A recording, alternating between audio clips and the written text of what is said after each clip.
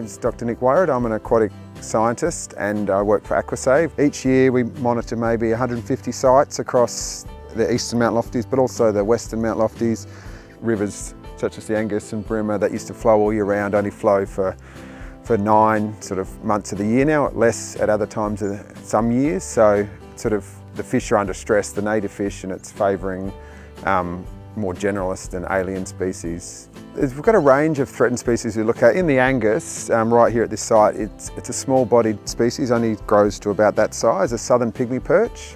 They're a habitat specialist, so they have quite specific requirements of flow and habitat, and they're the species that I'm talking about that seem to be struggling as flows have declined and water availability has declined. So we're particularly interested to track how they're going through time and how the populations are persisting.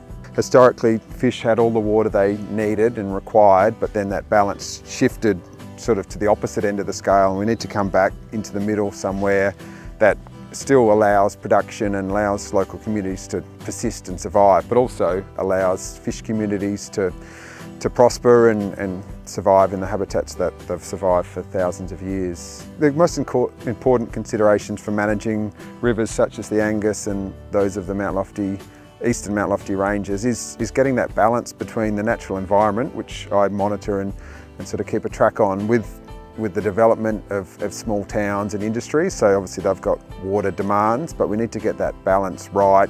So the changes that I see are needed in the next 10 to 15 years are returning more water. So it's a complex issue, and we talked about the balance between local communities and fish, but essentially fish communities are struggling, they're declining, and we need to return more water. And it's not just the water, it's the flow. So it's the flow regime that they're adapted to. We need to put in flows at certain times of year that promote spawning and then survival of young fish, juvenile fish. And if we can achieve that, then I see fish communities recovering and prospering.